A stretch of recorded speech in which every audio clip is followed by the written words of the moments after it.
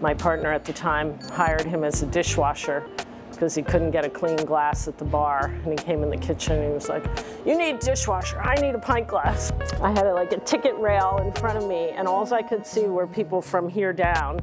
And I was like, well, if he's gonna stand there doing dishes, he has great legs, so hire him. So that was the beginning of our friendship. Kitchen is a funny thing. It's hot and sweaty and busy, and you know, things happen.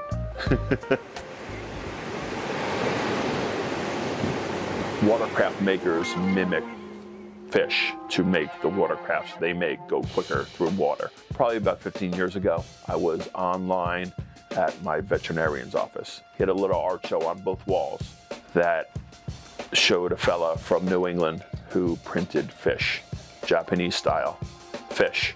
I read the little postcard attached to each picture and explained the process of goitaku, the materials he used. That's when the light bulb went off and printed my first board not long after. I always collected those things to surf them and to have fun with them, but I never really saw them as objects of art until that moment.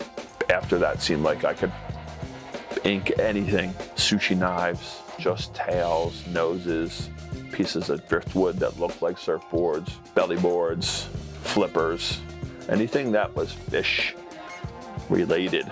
I just kept printing, and I'm still printing.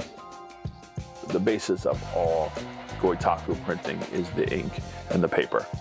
The ink is a charcoal-based ink that I burn myself.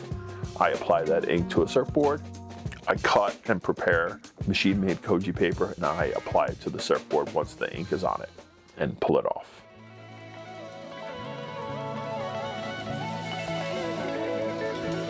My father grew up surfing in Normandy Beach. I was born in Point Pleasant, raised in New Brunswick, as all good Hungarians are. Surfed after high school in Normandy Beach, a couple years in Colorado. Snowboarding brought me there. Back to California, back to Jersey. It held a pretty special place for me. I always returned to surf there. I was attracted to the boards of the 60s and 70s. You know, I had a couple of my fathers. I was introduced to it via him. They were shiny, they were pretty, they were colorful, they were foreign to what was being produced, and why they were shaped, how they were shaped was always a bit intriguing.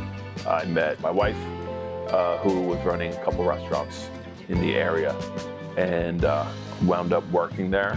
When we first met, Scott used to make watercolor paintings, and every time he sent me a card, it would be a painting on the cover. That was a beautiful time of his art. You know, he's been through a lot of transitions. He's the most creative person I know, like instinctively. Anytime I need feedback on food or plating or a name for a restaurant or the color of a wall, I need that collaboration.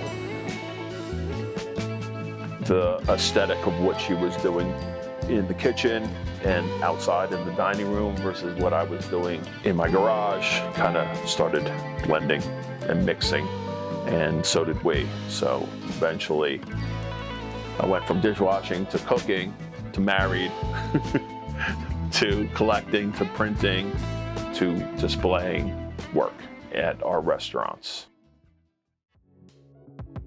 I want to document surfers, shapers, and the surfboard itself, because I feel we can define certain eras of surfing by those three things. Ground Zero surfboard is a California surfboard. Someone bought it in California, took it home to Texas, and all the people on the beach saw it, and so did a boat builder from Galveston.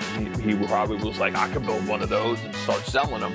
Over time of him shaping it, it gets translated to what works really good for Texas surfing, or what works really good for surfing in Maine or Rhode Island versus what surfs good in California.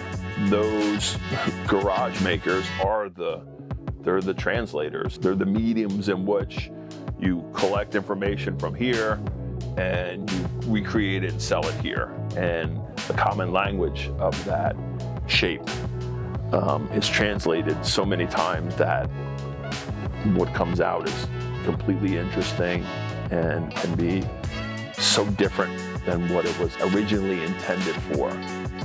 What I hope my daughters remember of me when I'm older, that I spent the bulk of my life trying to document something that in the moment might not be that important, but as they're older, they'll realize that he wasn't just messing around in the garage. It was, he was messing around in the garage, but the messing around had more important undertones to it.